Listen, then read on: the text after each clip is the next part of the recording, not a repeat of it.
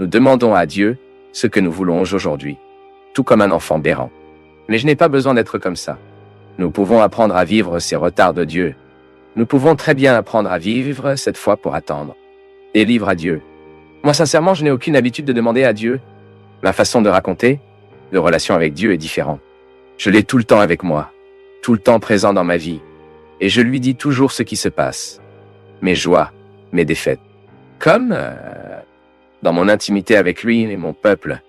Je n'ai pas besoin de plier mes genoux pour être là dans l'église, dans la chapelle, pour être en prière. Bien sûr, cette prière formelle est importante, mais celle qui nous conduit vraiment sur le chemin de la mystique est celle qui imprègne toute leur vie. Quand vous en voyez un, mon Dieu, à quel point cela est bon. Eh mon Seigneur, merci pour ce qui se passe en moi. Eh mon Dieu, donne-moi de la force en ce moment. Mais je n'aime pas formuler ce que je ne veux pas. C'est la même chose lorsque Robinho est tombé malade. À aucun moment je n'ai eu le courage de demander à Dieu. Il guérit Robson. J'ai aussi appris du Père Léo. À aucun moment, le Père Léo n'a demandé à Dieu de le guérir du cancer. C'est lui qui m'a dit lui-même. Je ne demande pas, Fabio. Parce que je ne sais pas si Dieu le veut. Je ne sais pas si Dieu peut inverser mes choix. Maintenant, je lui demande. Aidez-moi à bien vivre jusqu'au dernier moment de ma vie. Nous avons toujours la tentation de demander ce que nous voulons. Mais pas toujours ce que nous voulons est le meilleur pour la situation. Qui a la sagesse, c'est lui, mon peuple. Qui sait que c'est lui? Ce que je peux savoir, c'est ce que mon intelligence m'illumine et ce que je lui permette de me montrer. Mais mon intelligence sera toujours limitée à percevoir la vie. Mais Dieu n'a aucune limite à réaliser. Donc, prier, c'est tous les jours, à chaque fois, à parler comme ça. Ma vie est entre vos mains. Mes projets. Aidez-moi à prendre les meilleures décisions. Mettez la bonne personne dans ma vie pour m'aider, pour me guider en ce moment et venir, ça arrive. Je le dis par moi-même. Dieu me conseille tout le temps par les gens. Dieu est de mon côté tout le temps à travers les gens. Je le sens. Je demande. Non. Je le montre tous les jours mes besoins. Le Seigneur est ici. J'en ai besoin, j'en ai besoin. Et le Seigneur fait la façon dont vous le trouvez mieux. Je serai prêt ici. Attentif. Intelligent pour savoir ce que le Seigneur veut. Pour ceux qui savent faire la partie miracle. Et cela. Ne soyez pas trop inquiets de ce que vous n'avez pas. C'est peut-être le moment encore. Et quand le bon moment arrivera, vous pouvez être sûr que la vie vous mènera. Et vous le ferez arriver là-bas. Parce que Dieu le veut. Et puis nous faisons l'effort de nous. Le partenariat aussi. Seuls ceux qui ont lu les livres du Père Fabio de Melo savent à quel point ils sont transformateurs. Ils nous font réfléchir et changer notre façon de voir la vie. Si vous ne l'avez pas encore lu, ne manquez pas cette grande chance. En savoir plus en cliquant sur les liens de description. Jésus n'a jamais méprisé celui qui s'est approché de sincérité et l'a demandé. Entrez dans ma maison, monsieur. Entrez ma vie. Pur mon passé, mes erreurs. Jésus n'a jamais méprisé le sincère. Ceux qui ont eu le courage de toucher leurs doigts dans la blessure. Ceux qui n'ont inventé absolument rien à être devant lui. Ceux qui sont venus nus. Ceux qui ont déchiré les vêtements et qui n'avaient pas peur de montrer la honte. Le grand les hommes et les grandes femmes de l'histoire. Ceux qui ont été réellement touchés et qui sont devenus des modèles pour nous. Tous sont devenus, mais tous ceux qui ont eu le courage de montrer leur misère au Seigneur, de grandes actions se sont produites. C'était comme ça dans la vie de Magdalène, c'était comme ça dans la vie de Jean. Il préférait y rester, caché au milieu des arbres, comme un animal, faire tout pour y rester dans l'anonymat, pour voir Dieu se produire dans la vie des autres, ceux qui étaient là. Parce que certainement Zacchaeus a été visité par la conviction que Jésus n'a pas pu être misérable.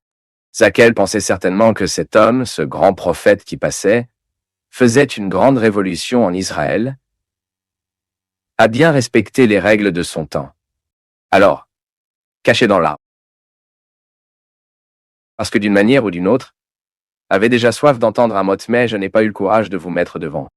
Mais aussi que Jésus fait l'impensable, entouré de saints et de disciples. Dieu dévia son regard et en détournant les yeux, il trouve celui qu'il a vraiment besoin de trouver. Non pas que ces gens qui étaient avec elle n'en avaient pas non plus besoin. Je ne dis pas ça. Il réalise simplement le mot qu'il a dit lui-même, que ceux qui ont besoin d'un médecin sont les malades. Et à ce moment, les malades étaient cachés dans l'arbre, et Jésus le perçoit, et Jésus le regarde. et dit l'expression qu'il changera certainement la vie de Zacchaeus. Il sera un bassin versant, le Zacchaeus du passé, le Zacchaeus de cela cadeau au futur.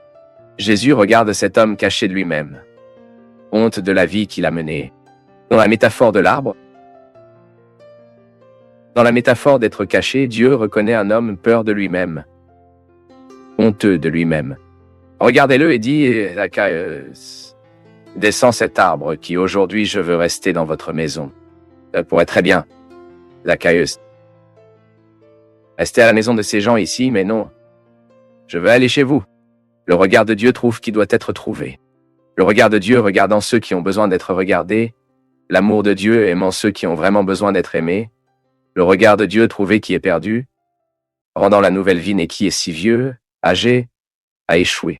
C'est ce Dieu qui est dans ce Jésus, nous croyons, qui rend le peu probable. Réjouissez-vous de votre Sauveur. Réjouissez-vous de votre Maître. Il regarde les arbres, les endroits improbables où nous ne trouvons généralement pas des gens, et trouve quelqu'un qui mérite la chance d'une nouvelle vie. Et si cela arrivait à Zacchaeus, cela pourrait bien m'arriver. C'est ce qui m'émoure tous les jours. Si cela arrivait à Zacchaeus, cela peut également vous arriver. Le peu probable peut arriver. J'ai également vécu, et je vis encore plusieurs fois, à plusieurs reprises de ma vie, la méfiance envers ceux qui me regardent, et ceux qui ne peuvent pas croire que Dieu peut faire quelque chose dans ma vie. Parmi ceux qui me voient de toute façon, cela n'a pas d'importance. Nous serons toujours victimes de personnes qui ne sont pas du tout engagées dans leur vérité. Ce n'est pas un problème. Cela fait partie de nos vies. Maintenant, ce qui doit nous déplacer, c'est le regard improbable de Jésus. Nous répare. Et nous voulons que vous pouvez être sûr que dans la vie de cet homme, marqué par la limite et la misère, il y a un Dieu qui ne l'abandonne pas. Je crois et je poursuis cette vérité à chaque seconde de ma vie. Et vous avez le droit de le croire. Vous pouvez même croire que Dieu a plus à faire dans la vie de votre frère, parce qu'il est un peu mieux que vous. Mais il est peu probable que nous voyions se produire. C'est peu probable.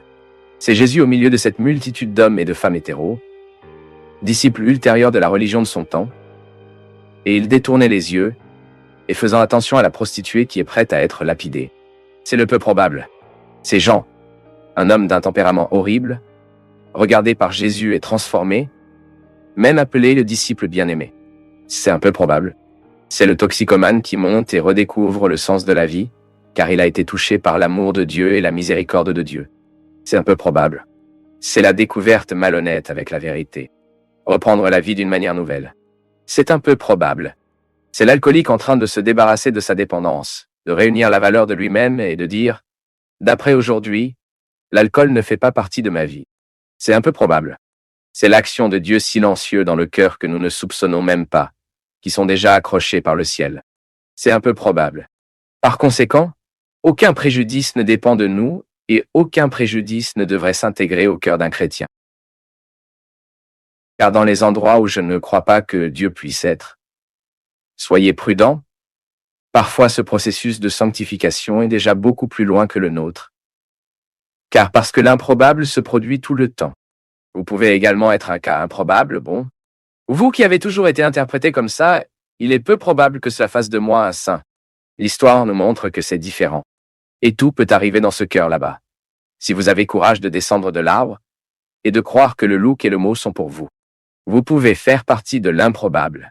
Vous avez peut-être discrédité pendant longtemps que Dieu peut beaucoup en vous et à travers vous.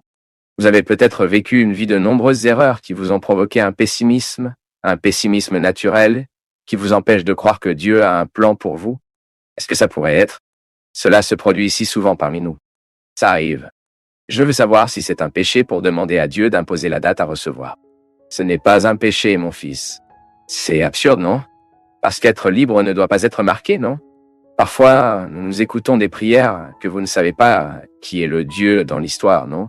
Si c'est celui qui demande ou s'il donne, il y a le Dieu Nestor ici à votre disposition, non? Pour faire ce que nous voulons, pour l'amour de Dieu.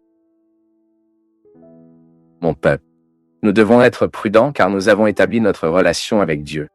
Parce que sinon, Dieu devient un serveur de nous, non? Ce n'est pas là. Combien de fois dois-je prier Dieu de demander ce que je veux, mais je ne recevrai pas? Parce que ce que Dieu a besoin pour me donner n'est pas ce que je veux, C'est ce dont j'ai besoin. Combien de fois réalisons-nous en demandant à Dieu que ce que nous voulons? Et Dieu ne peut pas donner exactement ce que nous voulons. Parce que souvent ce dont nous avons besoin, les gens ne savent même pas comment demander. C'est à l'intérieur, c'est un besoin intime. Nous devons donner à Dieu l'occasion d'agir dans nos cœurs et nos vies. En lui donnant la direction, n'est-ce pas? La musique dit cela, je vais donner à Dieu la direction de ma vie. Autrement dit, je lui donnerai l'occasion de faire son travail en moi. De faire son travail en moi. Cette chose de négocier avec Dieu en particulier, les gars, je n'ai jamais été apte à cela. Je donne à Dieu ceci. Je fais un sacrifice pendant le carême pour que Dieu le fasse pour moi.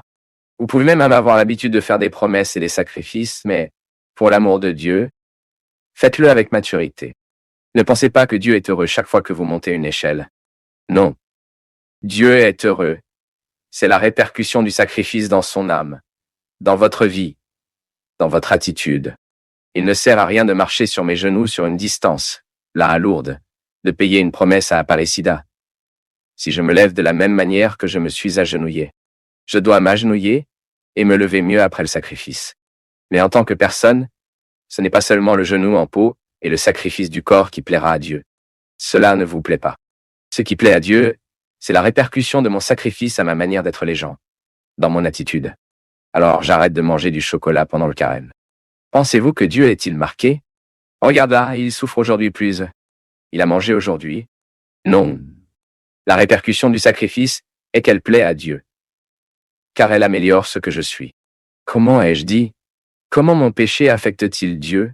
Parce que ça m'atteint, ça me fait mal. Parce que la même chose qui est bonne pour moi est bonne pour lui aussi. Parce que chaque père est heureux quand il voit son fils faire écho par quelque chose de bien. J'ai donc pu vivre mon sacrifice de carême. J'ai pu vivre la promesse que j'ai faite. Mais ce que Dieu me donne n'est pas à cause de mon sacrifice, mais c'est à cause de la répercussion que la grâce avait en moi, ce que Grace a trouvé un endroit à faire. Dieu veut nous donner les bonnes choses chaque jour, mon peuple. Ce n'est pas un garçon qui doit être ajouté pour le faire. Combien de fois ai-je besoin pour être déposé pour étudier? Ah, Fabino. Si vous étudiez, je vous donnerai une glace. Ah, Fabino, si vous... N'est-ce pas?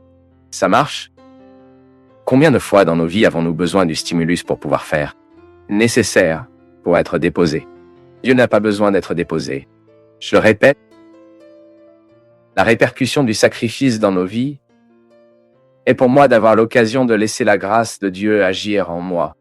Donc quand je suis fidèle à un sacrifice que j'ai fait, Dieu commence à avoir plus de chance en moi parce que je m'éduque, j'étais plus discipliné. Et vous pouvez voir une personne disciplinée.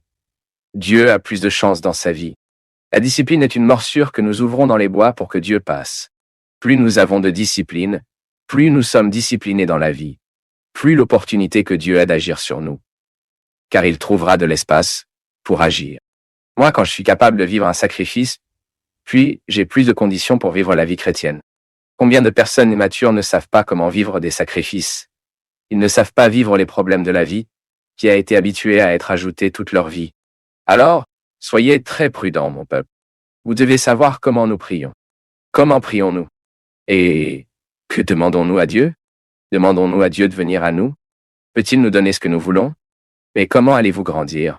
Si Dieu ne vous contredit pas, combien de fois dans la vie un enfant pousse-t-il au moment où il est contré? Pas qu'il ait reçu.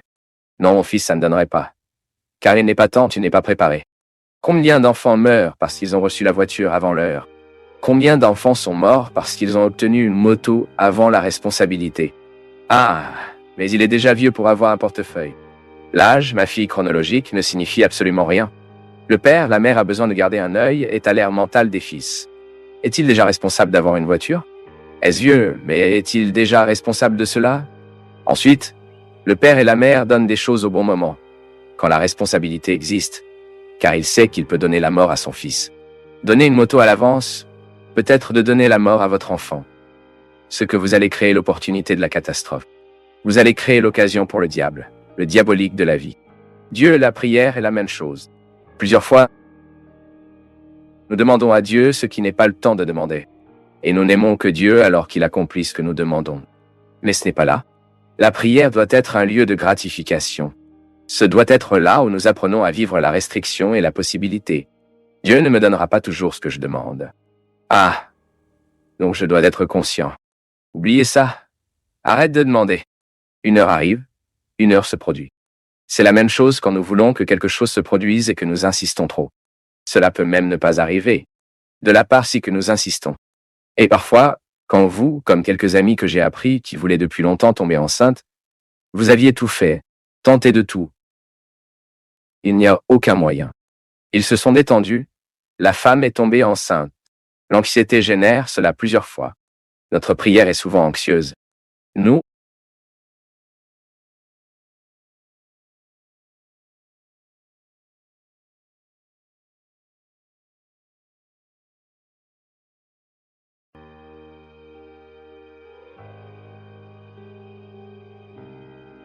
vous savez que la santé mentale, émotionnelle et psychique vous donne le nom que vous voulez, cela dépend de notre réconciliation personnelle. Un esprit harmonieux est le résultat d'une réconciliation quotidienne que l'on vit avec eux. Les névroses, ce sont des expressions précisément de ce manque d'harmonie. Vivre réconcilié avec vous est fondamental pour que nous soyons en bonne santé émotionnellement. Et nous réalisons cela. Vous vivrez et vous constaterez que plus il y a d'harmonie dans cette personne. Quand je parle harmonie, je fais référence à la capacité que cette personne a dû se réconcilier avec eux. Pardonner pour tourner la page en cas de besoin. Pour les enterrer ses morts, d'accueillir ses pertes. Cette personne qui expérimente de ne pas garder ce qui ne valait pas la peine. Combien de fois avez-vous besoin de vous pardonner tout au long de la journée? Mais ne manquez pas l'occasion de vous pardonner, parce que c'est le christianisme, mais un pardon fructueux qui atteint vraiment les structures de votre esprit, la façon dont vous pensez, parce que le pardon, si nous ne guérisons pas cette pensée, nous ne guérirons pas le sentiment. Le sentiment est un déroulement de ce que nous pensons de erreur. Je ne suis pas qui j'aimerais être, je ne fais pas ce que je voudrais faire. Je crois que quotidiennement, je peux être pardonné par toutes les erreurs commises. Le Dieu chrétien n'est pas un Dieu qui nous condamne en enfer. Il nous offre quotidiennement, je ne parle pas d'un futur enfer, non, tu vois. Eschatologie? Non. Je parle de l'enfer maintenant. Car nous construisons dans nos vies à partir de nos choix. Je n'ai pas besoin de vivre condamné à cet enfer. L'expérience que je fais de Dieu est une expérience du pardon quotidien. Chaque jour, j'ai l'occasion d'être pardonné, de vivre réconcilié. Vivre la dynamique de la miséricorde, c'est vivre quotidiennement de l'auto-réconciliation. Ce qui me rend ensuite aux autres. Si je ne vis pas ma réconciliation de soi, je tourne un thé doodle, comme ils le disent au Minas. Difficile à ivre. Mauvais. Je ne veux pas me faire un thé en peinture. Parfois, lorsque je suis retardé de mes réconciliations, je me transforme parfois en une personne amère, difficile et insupportable. Nous ne pouvons pas l'être. Nous devons vivre la réconciliation avec la miséricorde du Seigneur dans une dimension personnelle très intime, l'accueillant quotidiennement en règle générale. Je ne suis pas parfait, mais je mérite une nouvelle opportunité. Parfois, nous pensons que la miséricorde de Dieu a exercé dans nos vies. Est-il capable de nous guérir, qu'elle peut nous faire avancer? Oui, elle est toujours capable. Mais si vous ne ressentez pas d'application de cette miséricorde dans votre vie quotidienne, en ayant le courage de vous pardonner ce que vous ne pourriez pas vivre, il ne trouve pas son effet. Ou plutôt, il n'a pas l'effet qu'il pourrait avoir. Nous devons pardonner quotidiennement. Donc j'ai besoin de penser quotidien, et appris soin, et appris soin, et appris soin, et appris soin, jusqu'au moment où je gagnais en autonomie pour que je puisse prendre soin de moi. Et donc la première dimension de la miséricorde, Dieu atteint notre indigence quotidienne. Restaurez-nous, puis envoyez-nous afin que nous soyons réconciliés avec lui. Nous sommes également en mesure d'offrir une réconciliation avec ceux qui nous traversent. J'ai l'occasion d'être, si vous pardonnez, s'ils permettent une nouvelle opportunité, tant de gens passant sur leurs problèmes, tournant une page sans résoudre les problèmes, accumulant les déceptions, retardant, laissant le pardon qui devrait être vécu aujourd'hui. Oui, cela ne construit personne. Et nous devons en bénéficier que nous croyons. Et bénéficier de ce que vous croyez, c'est quand vous réalisez que vous devenez une bien meilleure personne pour ce que vous croyez. Une personne plus juste, plus vraie, plus favorable, plus miséricordieuse. C'est intéressant, mon peuple, parce que la dynamique de l'amour est qu'elle nous mûrit. Depuis quand très jeune, soit dit en passant, nous avons déjà vécu le monde de l'expérience de l'amour et des soins. Car si quelqu'un ne nous aime pas, nous sommes absolument nécessiteux de l'amour et des soins de quelqu'un qui fait partie de l'indigence humaine. Nous sommes nés trop imparfaits. Nous ne sommes pas en mesure de chercher notre propre nourriture. Nous pouvons rechercher l'eau de notre siège social, la couverture du froid. Dans tout ce que nous dépendons de quelqu'un. Nous sommes donc nés en comprenant le sens de la miséricorde comme celle-ci. Si vous me regardez maintenant, vous avez l'occasion de m'entendre, c'est parce que quelqu'un a pris soin de votre indigence. Quelqu'un a exercé la miséricorde. Parce que la miséricorde est précisément cette approximation existentielle parmi les gens. Quand un cœur se sent avec l'autre. Puis, l'amour miséricordieux de ma mère m'a rendu possible. Elle m'a choisi tous les jours. Alors que je ne pouvais pas me permettre de me battre pour ma vie, elle s'est battue pour moi. Alors que j'étais absolument indige, sans condition pour faire un choix qui pourrait favoriser la continuité de ma vie, ma mère m'a choisi. J'ai choisi pour moi. Elle a choisi de prendre soin de mon indigence. Mon cœur est capable de vivre votre misère, donc je suis miséricordieux envers vous, comme vous pouvez aussi ressentir avec mon cœur la misère qui n'est pas la vôtre, mais avec laquelle vous identifiez à l'époque la miséricorde. Le principe de la compassion aussi, lorsque nous ressentons la passion de l'autre. Tout cela est si important dans la vie humaine et nous apprenons que Dieu est cette miséricorde. Et, bien sûr, nous sommes invités à réfléchir à l'histoire dans laquelle nous vivons, le humain que nous pouvons vivre, cette miséricorde qui nous a été offerte. Par conséquent, penser à la miséricorde de Dieu nous amène inévitablement à penser à la miséricorde que nous exerçons les uns avec les autres. Dieu amoureux. Dieu est le bienvenu, Dieu est le pardon, et toutes les dimensions de l'amour que nous pouvons connaître humainement. Fidélité, simplicité, vérité. Tout ce qui se déroule de l'amour, et que nous expérimentons l'amour. Car tout l'amour humain a toujours les marques de notre péché, nos imperfections, mais c'est de l'amour humain que nous pouvons comprendre l'amour de Dieu. Nous n'en connaissons pas un autre de Dieu. Nous ne pouvons avoir aucune expérience que l'homme.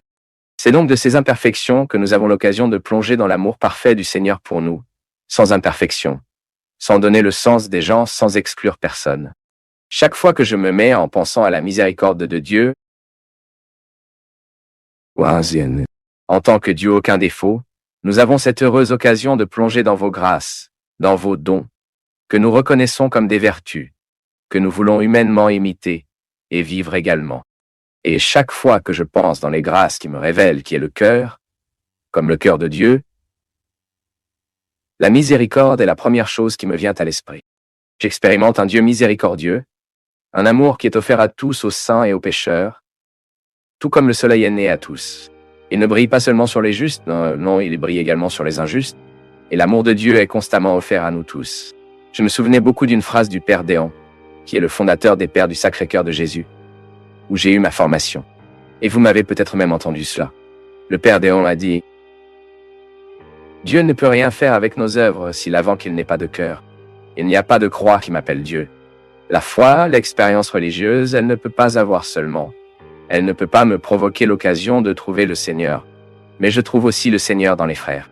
Ce sont les deux dimensions de notre foi. J'en ai parlé le vendredi saint. Là, dans ma communauté, que nous avons vécu la croix des deux traces. Oui, je suis lié à Dieu, mais je suis également lié à mes frères, aux gens qui font partie de ma vie, aux gens où ceux que je trouverai pour la façon dont je passe. Si je ne ressens que la dimension verticale, je reçois une personne aliénée. Et ma foi n'est pas en mesure de faire quoi que ce soit pour les gens qui m'entourent. Cela ne change la vie de personne. La belle est quand la foi fait ce mouvement de m'emmener à Dieu, et après m'avoir renvoyé mieux aux gens. Ensuite, nous parlons d'une foi existentielle appliquée qui produit des fruits. Parfois je pense, mon peuple, que notre christianisme, il ne transforme pas le monde tel qu'il pourrait se transformer, car il est trop théorique. Nous ne sommes que dans la dimension verticale de la foi, une relation avec Dieu. Oui, nous sommes fidèles, nous disons nos prières quotidiennes, nous amenons notre croix autour du cou, nos symboles religieux nous identifiant, mais notre attitude n'est pas toujours, notre vie quotidienne est marquée par cette foi que nous disons à professer, et nous savons que lorsque nous ne sommes pas en mesure de mettre en pratique, ce que nous vivons théoriquement génère en nous une frustration, et ce n'est pas l'autre qui nous accusera non pas, mais c'est vous-même qui identifiera qu'il n'y a pas de résultat satisfaisant d'après ce que vous dites. Croire est vrai. Tout ce que je fais, toute la taille de mon faisant, n'est rien si mon cœur n'est pas impliqué. Cela ne touche personne. Une action sans cœur est une action sans âme. Donc l'expérience qui je fais savoir à ce Dieu miséricordieux, la dimension du sommet de ma foi, cela me rend au monde. Alors, Avez-vous éprouvé ma miséricorde? Alors maintenant, prenez où vous allez. Où que vous alliez, parlez de cet amour concrètement aux gens.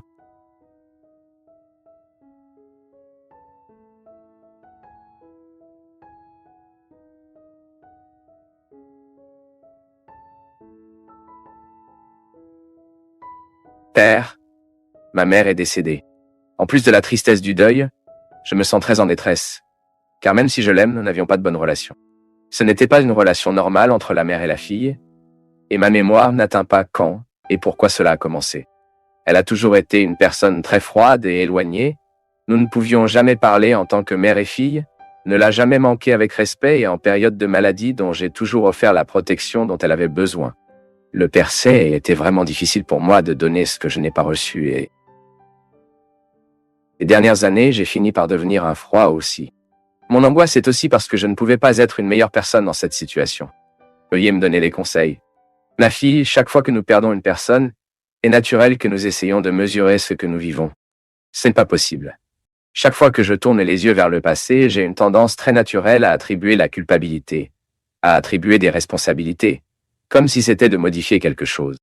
Le fait est que, comme nous vivons, nous ne sommes pas toujours assez libres pour modifier nos attitudes. Je vous ai parlé ici au début à droite que je ne peux souvent pas changer une attitude parce que je ne suis pas assez libre pour le comprendre. Et la relation entre mère et fille va beaucoup pour cela. Mère n'est pas toujours libre quand elle est mère. Et fils c'est toujours gratuit lorsque vous êtes enfant. Il peut être conditionné par les forces du moment, les difficultés qui conviennent à cette époque, ou même les crises normatives auxquelles nous sommes confrontés tout au long de notre vie. Oui, tu as raison. Nous ne savons souvent pas comment trouver pourquoi la difficulté de notre mère.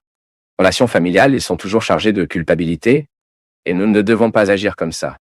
À partir du moment où nous reconnaissons le rôle de l'autre dans nos vies, pourquoi cela nous dérange tellement? Pourquoi nous avons des difficultés avec lui et nous commençons à travailler dans notre vie quotidienne? Les relations deviennent plus en bonne santé. Ainsi, lorsque l'autre disparaît sans que nous fassions ses devoirs, il est naturel que l'inconfort soit plus grand. Parce qu'alors vous romancez déjà, n'est-ce pas? L'autre est mort. Vous ne pouvez pas changer. Puis vous obtenez ces questions infertiles. Ah, si je l'avais fait. Ah, si j'avais dit. Ah, si j'avais modifié. N'a pas fait, n'a pas parlé, n'a pas changé. Donc ça ne change rien. Nous devons agir pendant que nous pouvons agir. Nous devons résoudre pendant que les gens sont en vie. Alors que nous pouvons regarder dans les yeux et dire avec beaucoup d'amour, mère, tu es ma mère. Mais nous avons plus de difficultés que les installations. Nous n'aurons donc pas besoin d'intimité qui n'est pas possible. Nous traiterons avec respect, nous nous aiderons, nous en avons besoin, mais nous ne nous envahirons pas la vie de chacun car nous constatons déjà que cette intimité ne fonctionne pas pour nous. Et je ne me sentirai pas coupable. Je ne veux pas que vous vous sentiez coupable. Mon peuple, lorsque nous prenons le courage de mettre les gouttes dans la haie, les relations sont plus saines. Nous nous libérons de la culpabilité. Soudain, vous vous rendez compte qu'il est plus facile de le gérer. Vous vous libérez elle aussi. Nous avons appris à dire non, nous avons appris à dire oui. Nous avons commencé à cultiver plus à la légère. Maintenant, lorsque nous nous attendons à ce que le tombeau se contente de nous en soyons conscients, ce sera toujours plus difficile. C'est pourquoi nous devons être très attentifs au rôle que l'autre joue dans nos vies. Dans la retraite, nous faisons ses devoirs. Combien de mois a été déterminé par l'autre, et qu'aujourd'hui je rejette. Moi, en mûrissant, je voyais les influences de ma mère sur moi, mon père à mon sujet, et je voulais être exactement ce qui en valait la peine. Quel était le résultat de leur péché? Et quand je parle de péché, je n'ai pas cette connotation religieuse, non pas. Voyez-vous, erreur humaine, car ils ont également commis des erreurs avec eux. Ils ont fait une erreur avec mon père, manqué l'éducation de ma mère, puis elle n'avait pas non plus pu corriger les erreurs de cette formation qu'ils lui ont donnée. Elle continue de faire des erreurs avec nous. Et si j'avais des enfants, sans conscience, ce que j'ai aujourd'hui, je serais peut-être trompeur avec eux, car conscient j'ai déjà le risque de faire des erreurs. Je sais que là, dans la retraite, de nombreuses femmes déterminées. Mon Dieu du ciel. Alors que je reproduis dans la vie de mes filles, ce que j'ai répudié tant de ma mère en moi. Impressionnant, mon peuple, comme notre action n'est souvent pas consciente, nous n'avons pas mis la lumière. C'est impressionnant lorsque nous agissons. Vous savez, dans une répétition éternelle. Alors ma mère était cruelle envers moi. Je suis cruel envers mes filles. Ou l'effet inverse de cela, non? Ma mère était très cruelle envers moi et je ne peux pas me permettre de donner une commande à ma fille parce que j'ai peur d'être cruel envers elle. Ensuite, vous êtes également dans le contraire. Ce qui ne doit pas avoir d'autorité, qui ne doit pas agir lorsque vous devez agir. Parce que le terrain d'entente sera toujours le moyen le plus intelligent. C'est pourquoi c'est le plus difficile. Parce que tout ce qui est plus intelligent est plus difficile. Nécessite de nous. Beaucoup plus qu'un simplisme. Donc, je ne reproduis pas avec mes enfants les erreurs qui se reproduisent avec moi. Je dois être très conscient. J'ai besoin de moi-même. J'ai besoin de savoir qui je suis. Je ne peux pas être étrange pour moi. De sorte que le sépulcre ne scelle pas notre ignorance. J'ai prêché une retraite la semaine dernière et j'ai parlé de notre expérience de Dieu, de notre expérience même. Et à un moment de retraite, lorsque j'ai invité les gens qui étaient là avec moi en pensant au rôle que leurs parents ont joué dans leur foi. Parce que quand je dis que Dieu est Père, il est naturel pour moi de convoquer l'image que j'ai de Père. Le mot Père me rapportera au Père que j'avais sur terre. Dieu est Père. Bien sûr, je pense à mon expérience avec mon Père. Tant de fois, j'ai du mal à expérimenter avec Dieu aimant. Parce que ma relation avec mon Père n'était pas bonne. J'ai besoin de m'en libérer. J'ai besoin de penser que le conditionnement de ma mauvaise relation avec mon Père humain ne peut pas être transféré. Cette mauvaise relation ne peut pas être transférée à ma relation avec Dieu. J'ai besoin d'être libre de penser qu'ils sont deux réalités complémentaires, mais différentes. Ils peuvent même se compléter mutuellement, mais ce sont des questions différentes. Seulement le temps, alors que je me libère. Parce que je vois que beaucoup de gens ne croient pas en Dieu parce qu'ils avaient du mal à croire en leurs parents. Les expériences humaines évadées génèrent des êtres humains, souvent avec beaucoup de difficultés à vivre l'expérience de la transcendance. Quand cela commence-t-il? Nous ne savons pas. Vous avez dit vous-même. Le fait est qu'à un moment donné, vous avez réalisé qu'il y avait une indisposition entre vous et votre mère. C'est tellement courant. Les gars, c'est plus courant que nous l'imaginons. Nous, à un moment donné de la vie, devons guérir cette relation avec les parents. Nous devons mettre les papiers à leur endroit approprié. Parce que sinon, les gens meurent sans atteindre le meilleur de notre relation. Parce que vous pourriez bien arriver à la conclusion que votre mère n'est pas la personne que vous avez le plus affinité, bien que ce soit votre mère. Ce n'est pas un péché, à un moment donné de votre vie, d'établir toujours une relation respectueuse, mais sans complicité. Car ce n'était pas possible. Et plus vous insistez sur la complicité avec votre mère, l'intimité avec votre mère, plus cette relation est devenue désastreuse. Soudain, je ne parle pas d'abandonner la mère, je ne suis pas, non. Je parle de fixer des limites pour cette relation. Vous ne portez pas le blâme de la nécessité d'être égal à toutes les autres filles. Ce n'est pas comment cela fonctionne. Dans la relation avec ma mère, j'ai des caractéristiques spécifiques à ma relation avec elle, qui sont différentes de mes autres frères. L'intimité n'est pas une règle. L'intimité est une affinité qui se produit sans nous expliquer. Pourquoi puis-je avoir une affinité avec Julio et n'a pas soudainement d'avoir quelqu'un d'autre? Nous ne pouvons pas expliquer l'affinité, mais quand nous avons cela, cette difficulté, dans un rôle aussi déterminant dans nos vies, en tant que père et mère, il est naturel que nous nous sentons coupables. Mais ça ne devrait pas être ainsi. Nous devons faire face à cela plus naturellement. Les problèmes humains ne devraient pas nous effrayer autant qu'ils nous font peur. Oui, c'est le cas de mon père, mais j'ai des difficultés avec lui. Prêt. À partir du moment où nous avons le courage de dire cela, la vérité nous éclaire, et nous commençons à avoir un peu plus de sensibilité à faire face à la difficulté. Le gros problème est que lorsque nous sommes dans un contexte de caractère sacré si établi, que nous ne nous permettons pas de dire que nous n'avons aucune intimité avec le Père, ou même avec notre frère. Mais maintenant, vous, ma fille, ce dont vous avez besoin, c'est d'enterrer votre mère, et aussi enterrer votre culpabilité. Vous n'avez pas à vous sentir coupable de ce que vous ne pouviez pas vivre. Mais vous pouvez apporter cela à votre vie en tant qu'enseignement. Ne laissez pas cela se produire dans d'autres relations. Point. Mettez les gens en place. Nous devons le faire même avec des amis, mon peuple. Combien de fois sommes-nous victimes de demandes cruelles de personnes qui n'ont aucun respect pour nous et qui nous exigent ce qui n'est pas juste à exiger? Si vous acceptez les exigences, l'autre ne s'arrêtera jamais. L'autre se sentira dans le désir d'envahir votre vie parce que vous avez une fois fixé la limite. Dans toutes les relations que nous devons ponctuer, nous devons mettre le rôle de l'autre dans nos vies.